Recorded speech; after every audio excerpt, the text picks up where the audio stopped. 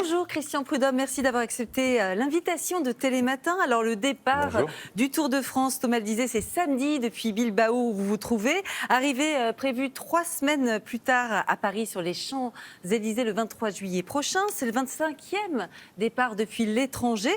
Franchement, ça devient une habitude ces dernières années de partir depuis l'étranger. Vous n'avez pas peur que le Tour de France perde un peu de son identité ? Alors, ce n'est pas ces dernières années, puisque la première fois que le Tour de France est parti de l'étranger, c'était en 1954. Oui, la première fois qu'une arrivée d'étape a eu lieu à l'étranger, c'était en 1919 à Genève. Et la toute première fois vraiment qu'il est passé à l'étranger, c'était à Metz en 1907, puisqu'à l'époque, Metz était allemande. Donc ça fait partie de la tradition du Tour de France. Il y a peut-être une question qui peut se poser, c'est que dans les années 70, quand j'étais gamin et que ça partait aussi souvent de l'étranger, c'était un Français qui gagnait le classement général. Donc on faisait peut-être un peu attention à autre chose et aux champions plutôt qu'aux lieux. Mais les lieux, ça n'a strictement rien de nouveau. Ah d'accord, donc vous êtes en train de nous dire que parce que ça part de l'étranger, on va peut-être avoir un Français sur le podium. Non ? Sur le podium, ce serait formidable. Le mieux, ce serait merveilleux. Mais bien évidemment que ce Tour de France 2023, il se présente sous le signe de la revanche ou même de la belle entre Jonas Vingegaard, le Danois tenant du titre, et Tadej Pogačar, le Slovène qui avait gagné les 2 années précédentes. En 1921, c'est 1 Pogačar, 2 Vingegaard. En 22, c'est le contraire. On va voir cette fois-ci avec un départ qui s'annonce formidable du Pays Basque, qui est une terre de cyclisme. On adore le cyclisme. Ici, les gens sont très très fiers d'accueillir le Tour de France. Et dites-moi, entre ces 2 champions, à votre avis, quel est votre pronostic ? Écoutez, je ne sais vraiment pas. Ce qui est certain, c'est que l'équipe de Pogačar est plus forte cette année que l'an passé, notamment avec Adam Yates, le Britannique, qui est un vrai leader et qui devient coéquipier pour Pogačar. Donc on va voir ce que ça va donner. Le point d'interrogation, c'est comment Pogačar s'est-il remis de sa fracture du poignet. Il est tombé à la fin du mois d'avril sur la grande classique belge Liège-Bastogne-Liège. Il avait écrasé le printemps. Donc on va voir comment il revient. Il a disputé simplement ses championnats nationaux en Slovénie, où il a gagné la course en ligne et le contre-la-montre. Et puis en face de lui, il y a Jonas Vingegaard, le Danois, qui a lui aussi très très largement dominé le critérium du Dauphiné il y a quelques semaines. Voilà, tout est prêt pour la grande bagarre. Et dès le début, puisque les spécificités du Pays Basque, un magnifique Pays Basque, les collines, le littoral, mais aussi des pentes très très raides, cela va permettre d'avoir dès le premier week-end, dès samedi sur France Télévisions, épaule contre épaule, les favoris du Tour de France qui vont déjà pouvoir se jauger avec les spécialistes des classiques aussi, comme Mathieu Van Der Poel par exemple, le petit-fils de Raymond Poulidor, et sait-on jamais peut-être Julien Alaphilippe. Eh bien, dites-moi, ça promet, c'est un départ sur les chapeaux de roue. Alors, c'est le 120e anniversaire du Tour de France, qui reste évidemment indémodable. Comment vous expliquez une telle popularité dans le temps ? Le Tour de France parle à tout le monde. Nous avons tous en nous un souvenir du Tour de France parce qu'on est allé au bord des routes avec ses parents, ses grands-parents, ses frères et sœurs, ses cousins, des amis, parce qu'on a croisé des Français, des étrangers, des gens de toutes conditions qui étaient contents d'être là, parce que c'est le parfum des vacances, évidemment, que le mois de juillet joue un rôle considérable. Le Tour a été créé en 1903, les congés payés 1936, tout le monde à vélo, tout le monde qui part sur les routes, et puis parce que le Tour de France, c'est bien plus que la plus grande course cycliste du monde. C'est une épreuve qui met en valeur notre patrimoine, nos pays, nos régions, nos territoires, grâce aux prises de vue dominantes qui sont celles de l'hélicoptère. Donc voilà, et puis c'est une fête gratuite pour les gens du bord de la route, les cadeaux de la caravane, voir passer les champions, c'est peut-être un peu furtif quand c'est en plaine, mais on en profite davantage naturellement en montagne, mais ils sont là. Donc le Tour de France, ça fait vraiment partie de notre patrimoine. C'est un monument national à vocation universelle. Il parle à tout le monde, mais il vient bien de chez nous.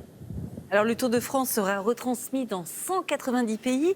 Le parcours de l'édition 2023 va accueillir 12 nouveaux sites ou villes-étapes. Qu'est-ce qu'on va voir de beau, justement ? Vous parliez du patrimoine. Qu'est-ce qu'on va voir de différent ici cette année ? Alors, vous évoquiez dans le sujet précédent sur la formidable apnéiste, le Puy-de-Dôme et Clermont-Ferrand.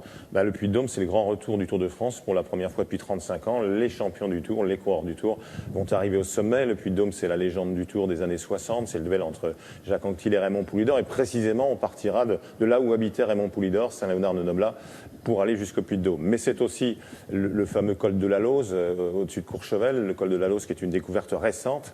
Et j'aime bien cette double chose, c'est-à-dire cette double appartenance. Les racines du Tour de France, le mythe, la légende du Tour, et puis ce que sera aussi le Tour de France demain, ce qu'il est déjà, c'est découvrir de nouveaux lieux. Vous me demandiez tout à l'heure si c'était bien de partir de l'étranger. Non seulement je l'assume, mais je le revendique, à la condition expresse qu'à côté de Bilbao, il y ait Châtillon-sur-Chalaronne, par exemple, qui est Poligny, la capitale du comté, qui est des petits bourgs de France. C'est-à-dire que le Tour de France parle à tout le monde, il doit aller partout, donc dans des grandes villes françaises et étrangères pour faire agrandir les frontières du Tour de France, mais parler aux gens qui sont chez eux. Le Tour de France de mes rêves, savez-vous ce que c'est? Non. C'est le Tour de France qui passe devant chez moi, que ce soit à Bilbao, que ce soit à Poligny ou que ce soit à Paris. Alors, bonne nouvelle, parce que ça, c'est le Tour de France rêvé. Pour moi, c'est les femmes qui reviennent cette année pour la 2e édition qui va se dérouler dans la foulée du Tour de France masculin à partir du 23 juillet et jusqu'au 30 juillet. 956 km à parcourir. La question, c'est pourquoi vous avez attendu aussi longtemps pour mettre les femmes à l'honneur? Ça fait que 2 ans. Non, mais c'est vrai. Alors, le premier Tour de France femmes, pardon de faire de l'histoire. Il y a eu une toute première édition très courte en 1955 et ensuite dans les années 80, il y a eu 6 éditions consécutives avec la formidable Gianni Longo. Et en plus, il y avait une opposition avec l'italienne Maria Canins. Et malheureusement, pour des raisons économiques, ça perdait trop d'argent, ça s'est arrêté. D'autres ensuite ont essayé de refaire une autre épreuve, la Grande Boucle, même chose, même cause, mêmes effets, ça s'est arrêté très vite. Et puis il y a eu ensuite la Route de France féminine et là encore, déficit et arrêt de l'épreuve. Donc on a décidé de relancer dans un monde qui a changé, ça ne vous échappe pas et tant mieux. On pense qu'on est rentré désormais, on est là au bon moment. Il y a eu un succès formidable au bord des routes avec sans doute plus de jeunes femmes ou de jeunes filles qui désormais peuvent rêver d'être aussi, elles, peut-être un jour dans le peloton et d'endosser le fameux maillot jaune et pourquoi pas de gagner l'épreuve. Les audiences sur France Télévisions étaient aussi remarquables. Donc on est vraiment convaincus que voilà, c'était le moment. Les filles l'année dernière m'ont épaté, pas tant par leur performance sportive, parce que je n'en doutais pas, mais par leur joie saine, leur fierté saine, à se dire que c'était bien plus là aussi qu'une course cycliste, que c'était un grand pas en avant pour le sport féminin. Donc voilà, elles partent de Clermont. J'ai fait plusieurs références à l'histoire, parce que pour moi c'est important, pour voir l'avenir, comme le disait Churchill, il faut savoir d'où on vient. Donc on va vers les Pyrénées, la première année c'était les Vosges, premier sommet de l'histoire du Tour de France dès 1905, parce que c'est vraiment le Tour. Il faut voir le Tour sur 4 semaines désormais, avec les garçons puis les filles.